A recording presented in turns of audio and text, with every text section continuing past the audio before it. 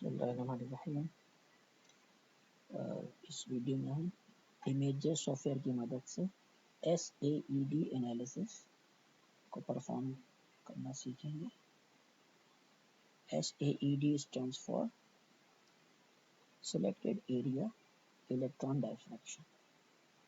तो ये इमेज हमने लॉन्च कर लिया और इसका इंस्टॉल वगैरह कैसे करते हैं और पार्टिकल साइज वगैरह ये दूसरी मेरी एक वीडियो है, उसमें आप जाके देख सकते हैं।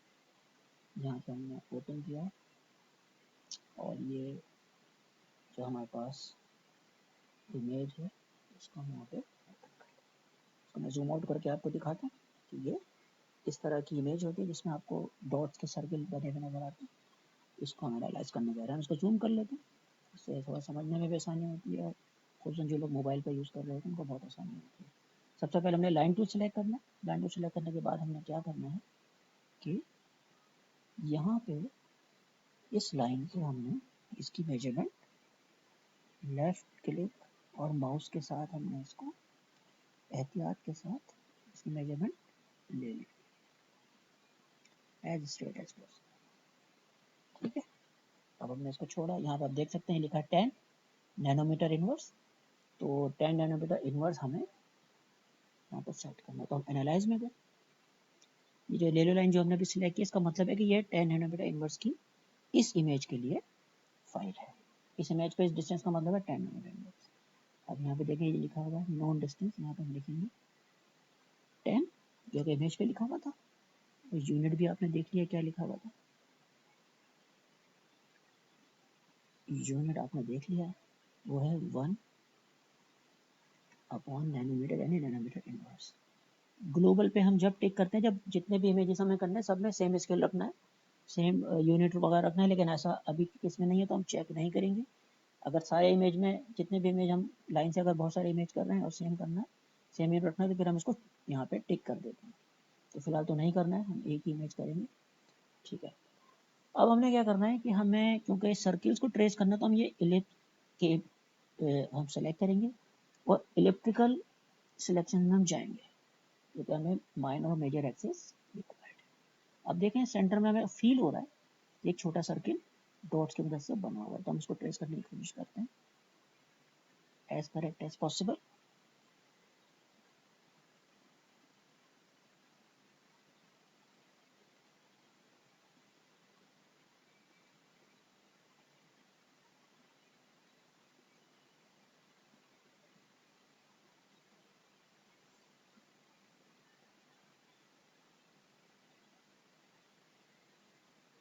तो हम इसको यहाँ पे एडजस्ट भी कर सकते हैं। तो मेरा यह ख्याल है कि ये एक अच्छा मैच भी गया है। तो इसके बाद हमने क्या करना है, कंट्रोल और M एक साथ दबाना है। आप यहाँ पे देखें फाइल खुल गई जिसमें ये पहली वैल्यू आ गई है। और सेम काम आप एनालाइज में जाके जो पहला देख रहे हैं आप मेजर कंट्रोल प्लस M यहाँ से क्लिक करके भी कर सकते हैं। तो दोनों बातें कर सकते हैं। हम कंट्रोल M से ही करेंगे, ज़रा शॉर्ट है। तो पहली वैल्यू हमारी आ चुकी है। अब देखें आप दूसरा सर्किल हमें फील हो रहा है कि ये सर्किल, ठीक है, ये जो आप पॉइंट्स देख रहे हैं ये हमें कुछ फील हो रहा है कि सर्कुलर है। इसको करते हैं,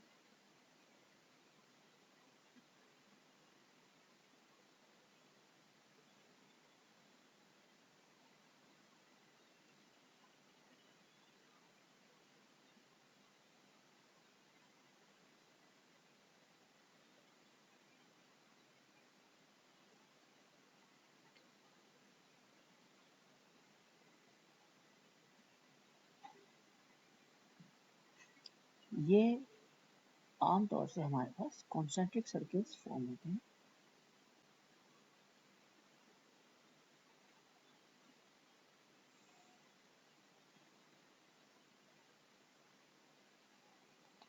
बिल्कुल एहतियात के साथ आपने इसको फॉर्म करना है।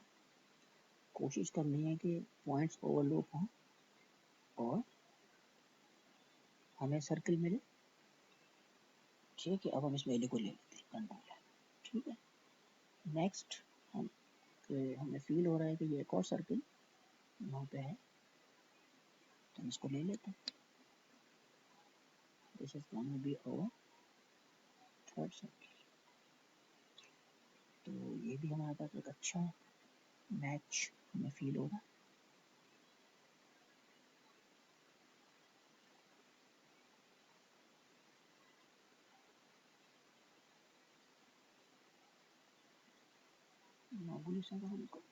अब ये एक अच्छा ओवरलैप है और कॉन्सेंट्रिक सर्कल्स भी हैं, तो इससे हमें अंदाज़ा हो रहा है कि we are going in a right direction और यकीनन ये हमारा बनेगा। एक और हमें ये डॉट्स का अगर हम इसको भी ट्रेस करें थर्ड को, तो ये हमें फील होगा। यहाँ पे आप देख सकते हैं 3 सर्कल हैं और 3 वैल्यूज़ इस फाइल में आ चुकी हैं। ये लेते हैं ये सर्कल है।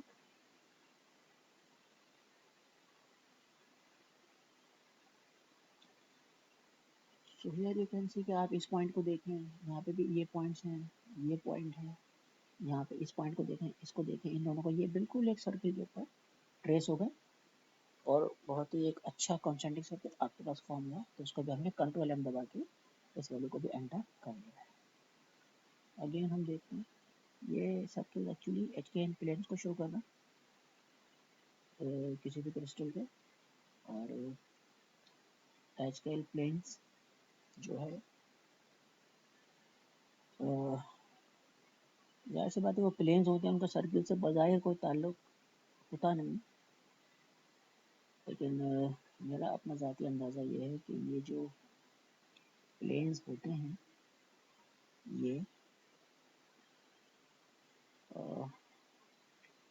ये प्लेन्स एक्चुअली स्ट्रेट होते हैं, और स्ट्रेट पेपर का ये समझना आप स्टार्टिंग है और ये समझना एंड है। ये लाइन जो हमें बीच में शेडो फील हो रहा है, तो इसको ये सर्कुलर शेप देते हैं। सर्कुलर शेप देके गालिबन हमें उसकी मेजरमेंट में ईजी होता है, इस वजह से गालिबन इसको सर्कुलर शेप दे दिया जाता है। ये एक सर्किल मुझे फील हो रहा है जो कि कुछ हमें अच्छे पॉइंट्स, तो ये मेरा अंदाज़ा है कि ये जो मुझे इसका जवाब मिला नहीं, लेकिन मैं पर्सनली समझता हूँ कि ये जो आपके पास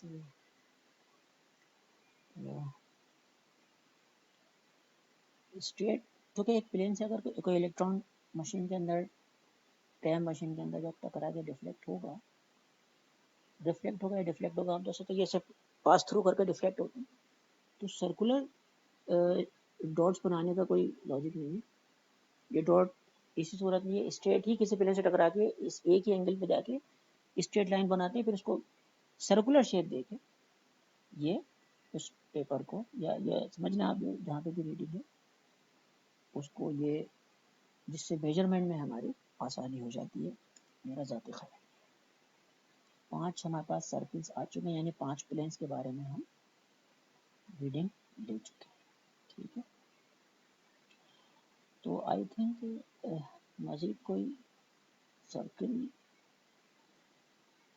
शायद इसके आउटर पे एक सर्कल ये बन रहा है, इसके करस्पॉन्डिंग पॉइंट, वैसे सर्कल को हम ट्रेस कर सकते हैं।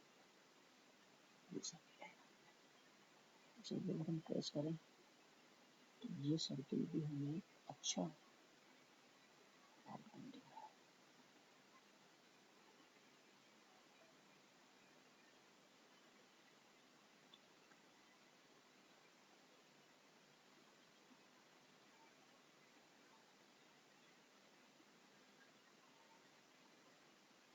यहाँ पे भी कुछ पॉइंट्स हम देख रहे हैं आ रहे हैं, तो जो कि थोड़े से आउट हैं, लेकिन कुछ पॉइंट्स इसके ऊपर आ रहे हैं, तो हम इसको भी चाहें तो कंसीडर कर सकते हैं। अदरवाइज जब हम मेजरमेंट लेंगे, तो जब हम जैसी पीडीएस कार्ड से इसको कंपेयर करेंगे, तो उस वक्त हमारे पास हम देख लेंगे कि कौन कौन से वैल्यूज़ जो है हम ले सकते हैं। अब ये जो फाइल हमारे पास डाटा के ओपन है, इसको ओपन करते हैं, इसको फाइल को हम सेव करेंगे। इस फाइल को हमने सेव एज किया, सेव एज हमने सेव हमें डेस्कटॉप पे ही करना है इसको, तो हम इसको डेस्कटॉप पे करते हैं और इसको हम नाम देते हैं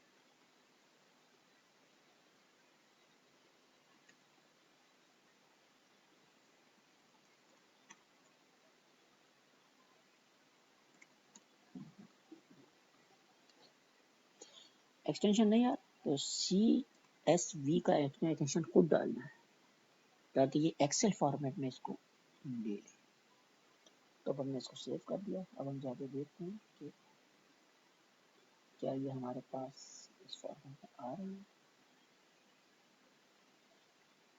ये देखें यहाँ पे, इस फाइल को ओपन करते हैं तो यहाँ पे आप देख सकते हैं कि इसने एक्सेल फॉर्मेट में खोल दिए और major minor angle minimum maximum mean area level, ये तमाम हमारे काम की जो है ये मेजर और माइनर एक्सिस है। ये असम हाउ इक्वल ही होते हैं, बहुत ही कोई स्लाइड डिफरेंस में होता है, वैसे बहुत ही मामूली सा कोई डिफरेंस लास्ट वाले में नजर आ रहा है, अदरवाइज कोई बहुत स्लाइड सा डिफरेंस होता है। तो हम मेजर वाले को कंसीडर करेंगे, हम मेजर वाले को हम इसको लेंगे और JCPDS कार्ड से हम इसको कंपेयर करेंगे। तो डियर व्यूअर्स, ये जो हमें फाइल ऑब्टेन हुई है SAED की एक्सेल फाइल जो हमने ओपन की, इसमें आप यहाँ पे देखें मेजर माइनर, तो मैंने आपके लिए थोड़ा सा इसमें वर्कआउट कर लिया है। जो मेजर की वैल्यूज़ है इसको आप कॉपी करके ये एक्चुअली डायमीटर के कॉलम में आप नया इसको पेस्ट करें और डायमीटर यहाँ पे आप इसको हेडिंग दे सकते हैं, डायमीटर D। इसके बाद इसको 1/D कर लें, आप 1 से डिवाइड कर लें तमाम वैल्यूज़ को, तो ये वैल्यूज़ आ जाएंगी। लेकिन आपको पता है नैनोमीटर में, तो आपने क्या करना है, एंगस्ट्रॉम में लाना है। तो एंगस्ट्रॉम में लाने के लिए आपने क्या किया, इसको मल्टीप्लाई बाय 10 किया इन वैल्यूज़ को, 1/D वैल्यू। ठीक है, सबसे पहला काम आपने जो मेजर वाली वैल्यूज़ है, माइनर भी ले सकते हैं लेकिन ठीक है मेजर ले लेंगे, एक स्टैंडर्ड है। इसको लेने के बाद आपने यहाँ कॉपी करके अलग कॉलम में, और आपने क्या किया, इसको डायमीटर के आप हेडिंग दे सकते हैं। इसके बाद आपने 1/D सबको 1 से डिवाइड किया और उसके बाद इसको मल्टीप्लाई बाय 10 किया, तो ये एंगस्ट्रॉम में आ गया। अब ये जो एंगस्ट्रॉम की वैल्यू है, जिस मटेरियल का आपने ये टैम एनालाइज किया है, मिसाल के तौर पे कोबाल्ट फेराइट, तो आप कोबाल्ट फेराइट का एग्जाम्पल के लिए बता रहा हूँ, तो कोबाल्ट फेराइट का आप क्या करेंगे, JCPDS कार्ड ओपन करेंगे और उसके अंदर डाटा कॉलम में जो D की वैल्यूज होती हैं, जो उसके अंदर D की वैल्यूज हैं एंगस्ट्रॉम में, उनसे आप इनको मैच करेंगे। जो ये वैल्यू उन जिस वैल्यू से मैच करेगी, उसके रो में जो HKL की वैल्यू लिखी है वो आपका प्लेन है।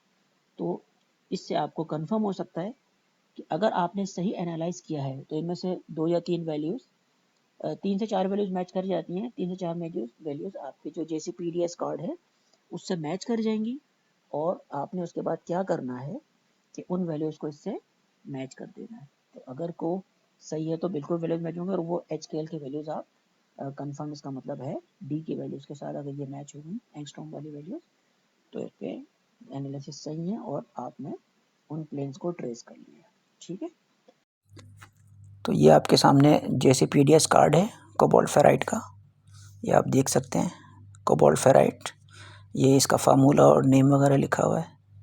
और इसके नीचे आप देख सकते हैं क्रिस्टलोग्राफिक पैरामीटर्स, जो कि ABC अल्फ़ा बीटा गैमा जो कि पैरामीटर्स होते हैं, ये देख सकते हैं, तमाम इन्फॉर्मेशन है। तो हमने जो आपको बताया कि आपने कौन सी वाली मैच करनी है, ये देखें आप, ये पीक लिस्ट जो आपको नज़र आ रही है, पीक लिस्ट के कॉलम में जब आप आएंगे तो ये आप देखें नंबर, सीरियल नंबर, फिर HKL, ये आप देख सकते हैं जो कॉलम्स हैं, और ये D आगे A लिखा है एंगस्ट्रॉम के लिए, और 2 थीटा डिग्री में, और ये I इंटेंसिटी %।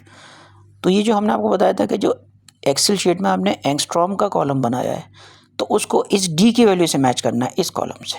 तो मिसाल के तौर पे आपकी ये 2.53 जो तीसरे नंबर पे वैल्यू है, ये मैच होती है, और इसके सामने जो इंटेंसिटी % लिखा है वो 100 है, ये लाजमी मैच होनी चाहिए अगर जिस किसी का भी आप देख रहे हैं।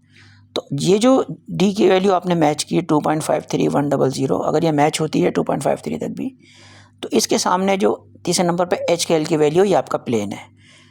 H की वैल्यू 3 है, K की वैल्यू 1 है और L की वैल्यू भी 1 है, तो ये 3 1 1 प्लेन कहलाता है। इसी तरीके से कोई और अगर इन तमाम में से ये जो D का कॉलम है, इसमें से जौन सी वैल्यू भी मैच होती है, आप उसके करस्पॉन्डिंग जो ये HKL लिखे हुए हैं, ये वैल्यूज़ आप उसको क्या करेंगे कि लिख लेंगे।